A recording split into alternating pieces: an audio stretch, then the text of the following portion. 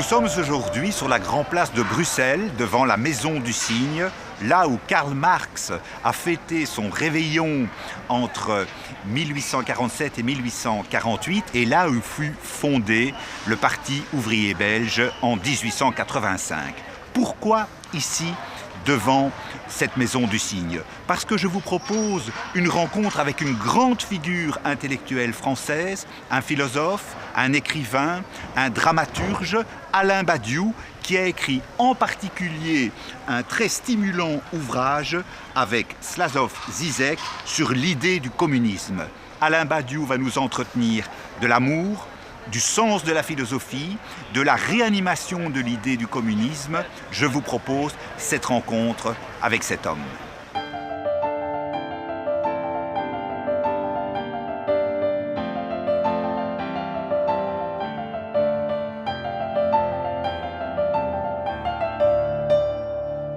Monsieur Badiou, bonjour. Je suis ravi de vous rencontrer. Vous êtes philosophe, vous êtes écrivain, vous êtes dramaturge, vous avez été professeur à l'École normale supérieure et vous êtes auteur de nombreux textes extrêmement importants en matière de philosophie. Alors ma première question est, au fond, dans le monde d'aujourd'hui, face aux impasses économiques, financières, sociales, environnementales, à quoi la philosophie peut-elle bien servir ?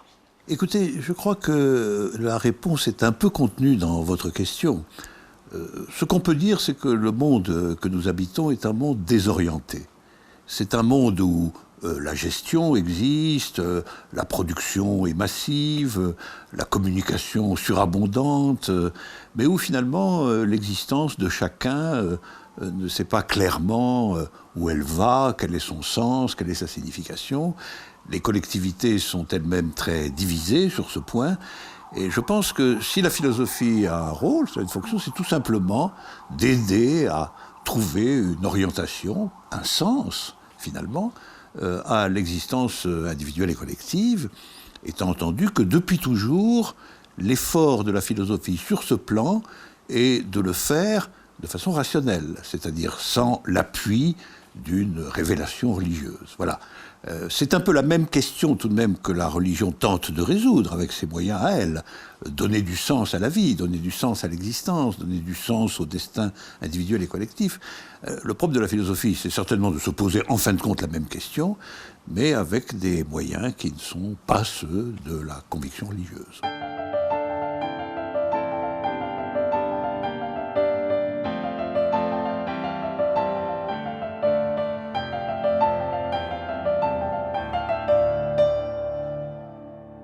Il y a un sens aujourd'hui pour vous dans la vie, quand on voit l'astrophysique, l'univers en expansion, les recherches vers l'infiniment petit et vers l'infiniment grand, ce monde qui est un torrent de force. Vous pensez qu'il y a un sens depuis le Big Bang ? Je pense que le sens est dans une large mesure celui que nous décidons de faire exister. Si nous cherchons un sens dans la nature elle-même, il est évident que la nature nous est largement indifférente. Elle ne se soucie guère du destin de ce petit animal à deux pattes qui vit dans une planète secondaire d'un système galactique géant parmi d'autres. Il est évident que si on voit les choses de ce genre, nous sommes une sorte de poussière quelque part dans un univers qui ne nous regarde pas vraiment. Donc la question du sens, c'est évidemment une question humaine.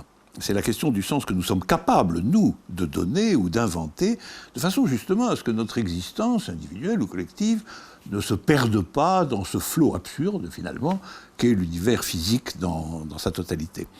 Et c'est la raison pour laquelle c'est la philosophie qui compte, à mon avis, dans cette recherche, parce que la philosophie a toujours pensé que le point de départ, c'était ce dont l'homme était capable, ce qu'il pouvait penser, ce qu'il pouvait dire, ce qu'il pouvait organiser. Et au fond, la première force de la philosophie, c'est de déclarer que, précisément, que l'humanité est responsable du sens qu'elle se donne à elle-même.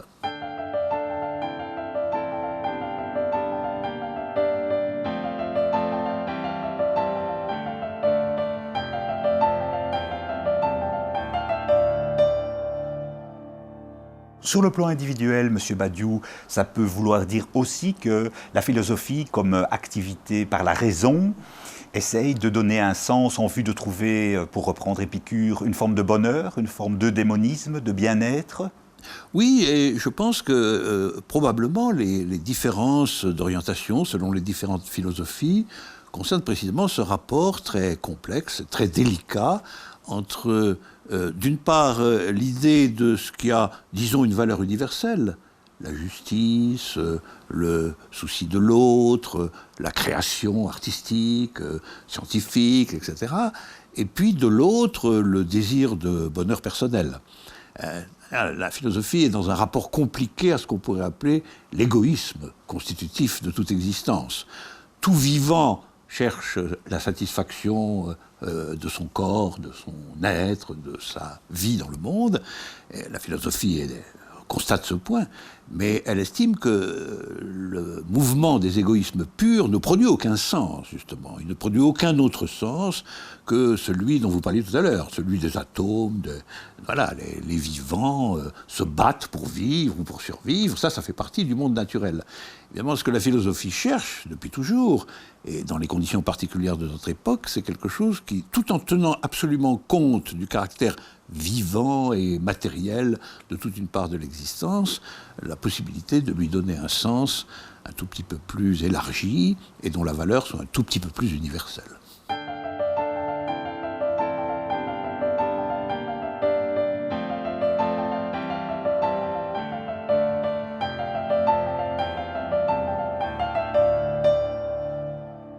En quoi la République de Platon peut nous aider aujourd'hui face au dysfonctionnement de la démocratie moderne ? Je pense que Platon nous aide à plus d'un titre. D'abord, la question que je viens de poser, il est le premier, en un certain sens, à la poser de façon absolument claire. C'est-à-dire, peut-on finalement donner un sens à l'existence, à la vie humaine, par les moyens fondamentaux de la rationalité ? Voilà, ça, c'est une question qu'il pose il y a 2500 ans, mais elle est toujours là, Ça, c'est le premier point. Et le deuxième point, c'est que, du point de vue de... lui aussi travaille dans un moment de crise. La démocratie athénienne, engagée dans la guerre du Péloponnèse, est en pleine crise. Elle est en train de se corrompre et de se défaire. La guerre en question est un peu comme la guerre de 14-18 pour l'Europe, une sorte de catastrophe effrayante dont les conséquences sont... Et Platon réfléchit dans les conditions de la crise. Et cette crise est aussi une crise de la démocratie, parce que Athènes a inventé la démocratie. Donc nous avons chez Platon le premier philosophe qui à la fois pose la question de qu'est-ce que c'est que la signification d'être là, de vivre, et deuxièmement qui se pose la question de savoir qu'est-ce que c'est qu'une collectivité juste. Et la critique qu'il opère de la démocratie, il l'a fait au nom de la justice. Il ne la fait pas au nom d'un roi, d'un empereur ou d'un dieu. D'un groupe social. Voilà, il le fait au nom de la société elle-même. Et ça, évidemment, ça nous intéresse vivement, parce que la question de savoir qu'est-ce que c'est que la démocratie en temps de crise, c'est tout de même assez fortement notre question. Est-ce qu'on ne le retrouve pas aussi aujourd'hui? On pourrait dire on est dans une démocratie, certains disent une hémocratie, pour essayer de s'élever au-dessus des opinions communes qui sont changeantes, versatiles, pour essayer, par la raison, de construire effectivement un monde des idées, d'une certaine manière, en ayant une vision plus claire vers quoi une société veut aller. Tout à fait, tout à fait. Et je pense que l'idée de Socrate, l'idée de Platon, c'est que dans cette tâche, il faut malgré tout faire confiance à la raison humaine minimalement. C'est-à-dire que ça ne peut pas se faire par la violence, par la force, ça ne peut pas non plus se faire par le simple libre jeu des opinions diverses, ça ne peut pas se faire par le progrès de l'économie.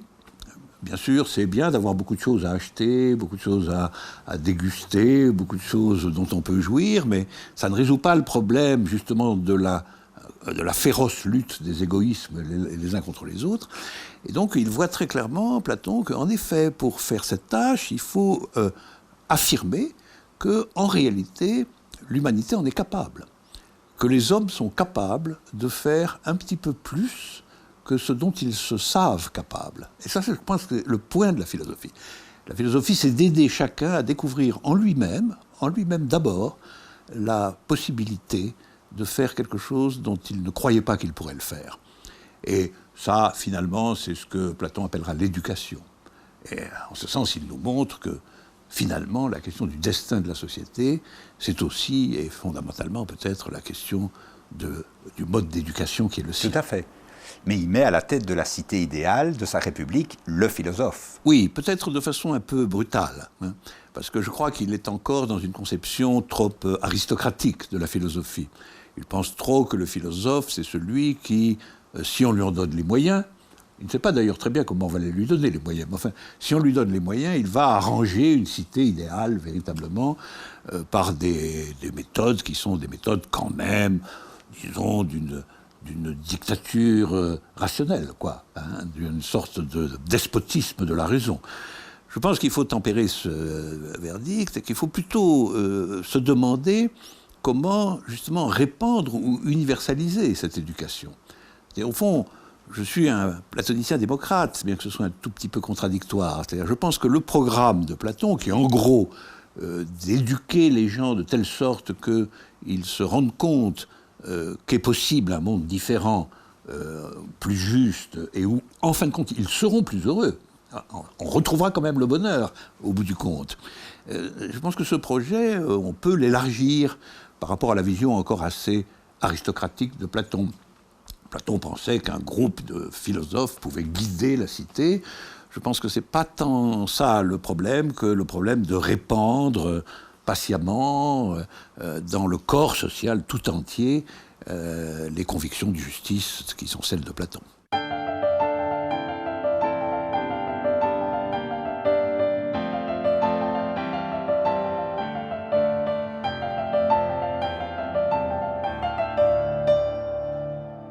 Mais la démocratie, c'est aussi, comme disait Tocqueville, d'une certaine manière, le risque de la tyrannie de la majorité. Il y a une phrase que vous avez prononcée qui m'a toujours fort frappé. Vous avez dit vous avez écrit, la règle de la majorité ne marche pas en sciences ni en art. Pourquoi marcherait-elle en politique ? Absolument. Et c'est pour ça que tout en étant convaincu que la solution d'une tyrannie aristocratique n'est pas la meilleure, je ne pense pas non plus que la question soit la question du nombre ou de la majorité. La question, c'est plutôt que s'élabore petit à petit une espèce de conviction collective. Voilà.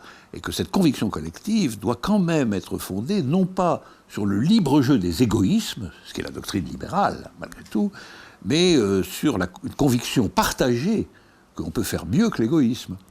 Et que finalement, c'est une idée fausse. Ça, Platon tient beaucoup à cette démonstration. C'est une idée fausse que seul l'égoïsme permet le bonheur. Je crois que la philosophie peut affirmer le contraire. Le vrai bonheur, c'est quand même quand on rencontre quelque chose qui est supérieur à l'égoïsme.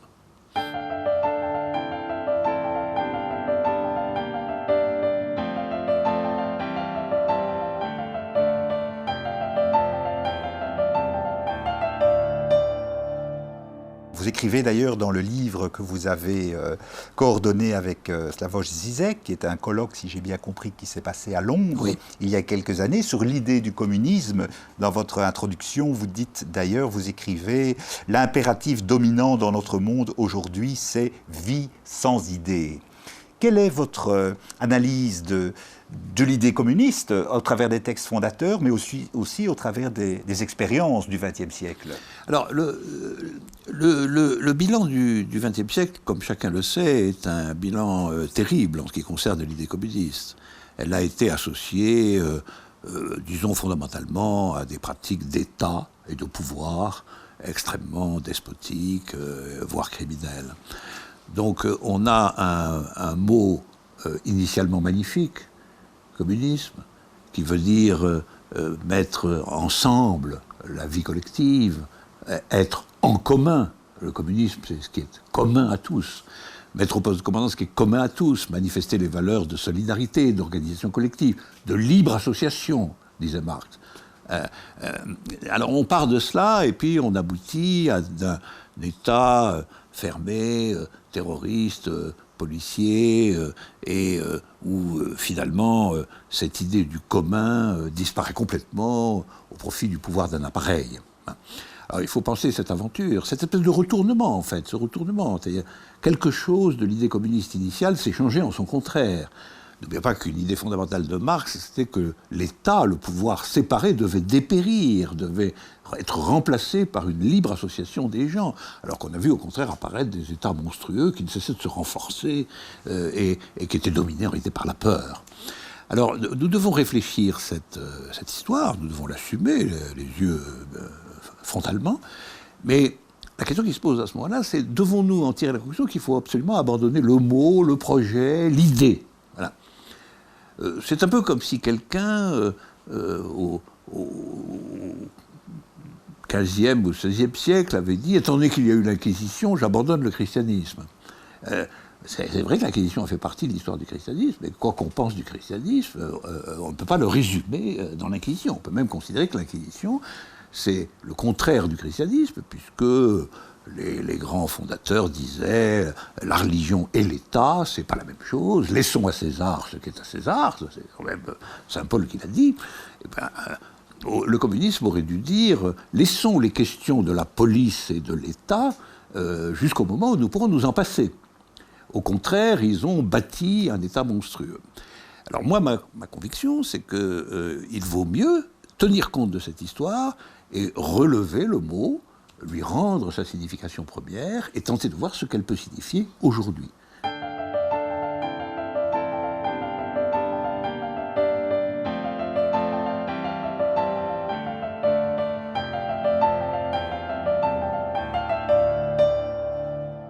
En regardant la carte du monde, est-ce qu'il y a des éléments concrets où vous sentez que cette idée commence à s'incarner ?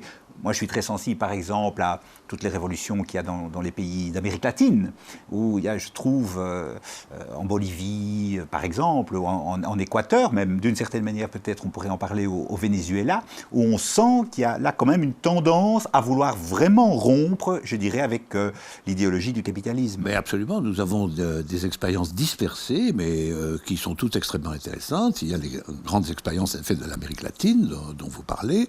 Il y a eu ce bouger fondamental du monde arabe, où l'on a vu quand même le rassemblement des différentes composantes du peuple à parvenir à s'unir sur quelques mots d'ordre fondamentaux, ce qui était tout à fait imprévisible, tout à fait incalculable, qui ont montré que les pouvoirs des dictatures ne sont jamais illimités. Il y a, on n'en parle pas beaucoup parce que l'État chinois ne fait pas propagande dessus, mais il y a des soulèvements, des révoltes, des nouvelles formes d'organisation dans le vaste monde chinois où l'on compte 4000 épisodes sociaux dans une seule région, etc. Il y a une effervescence véritable. Et il y a aussi une inquiétude générale.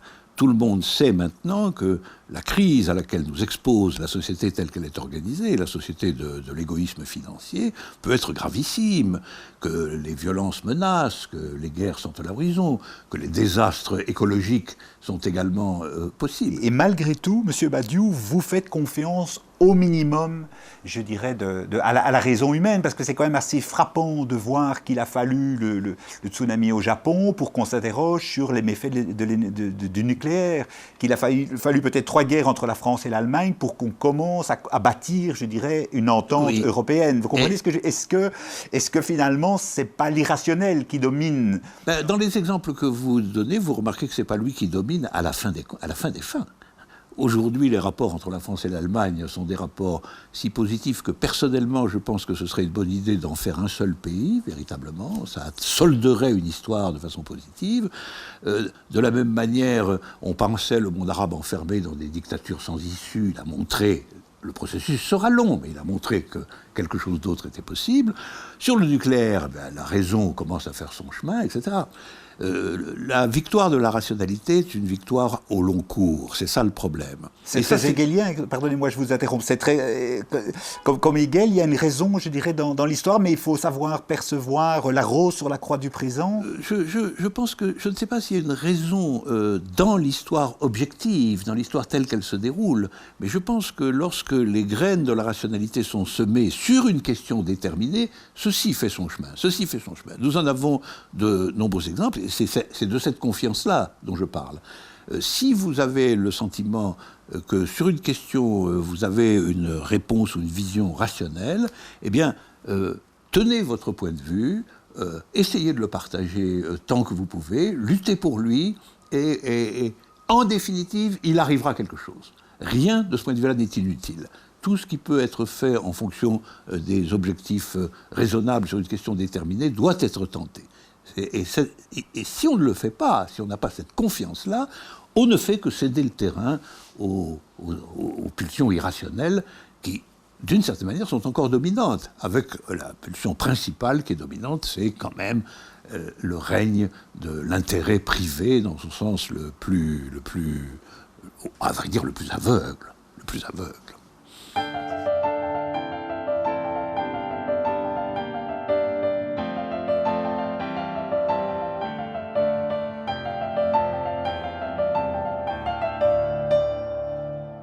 Être philosophe, c'est être scientifique, c'est être savant, c'est être esthétique, c'est aussi être amant.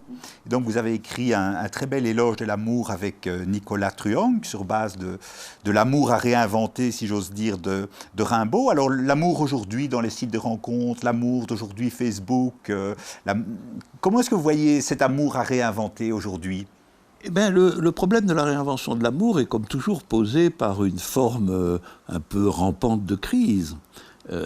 Je pense que l'amour tel que je le conçois, qui est quand même une sorte d'invention ou de création d'un monde dans lequel les choses sont perçues ou pratiquées à deux, c'est-à-dire du point de vue de la différence et pas du point de vue de la stricte identité, je pense que l'amour est une des forces, une des passions, une des expériences qui, précisément, ne se réduit pas à l'égoïsme ou au narcissisme personnel. Après tout, aimer vraiment, c'est accepter que quelqu'un fasse en son entier partie de votre propre existence d'une certaine manière. Et sans que pour autant il devienne vous.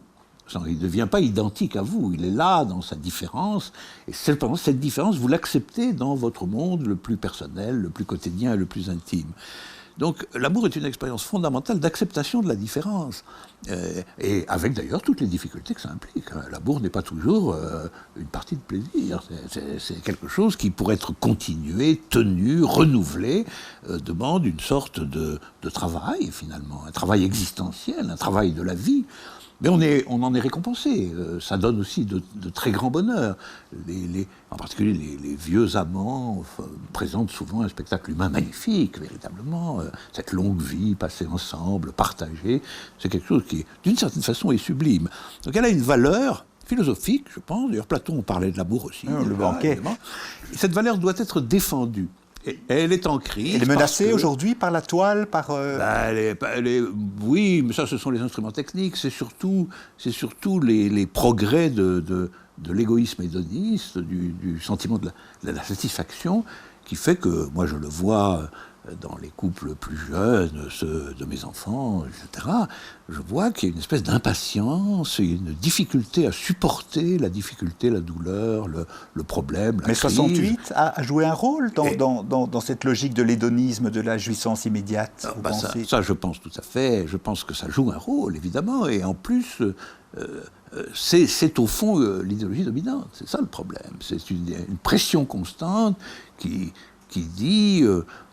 soyez heureux, jouissez, mais sauf que, en réalité, les grands bonheurs sont des conquêtes. Ils ne sont pas des distributions marchandes. Vous n'achetez pas le bonheur au coin de la rue. Vous le bâtissez, en général avec quelqu'un, et pour le bâtir avec quelqu'un, il faut le vouloir, le désirer, le maintenir. Et cette espèce de combat est menacé aujourd'hui par... le désir de la jouissance immédiate et le fait qu'à la première difficulté, on capitule. Voilà. Et ça, je pense que défendre l'amour, c'est une tâche de la philosophie aussi. Merci beaucoup, Monsieur Badiou. Merci à vous. Merci à vous. Merci à vous.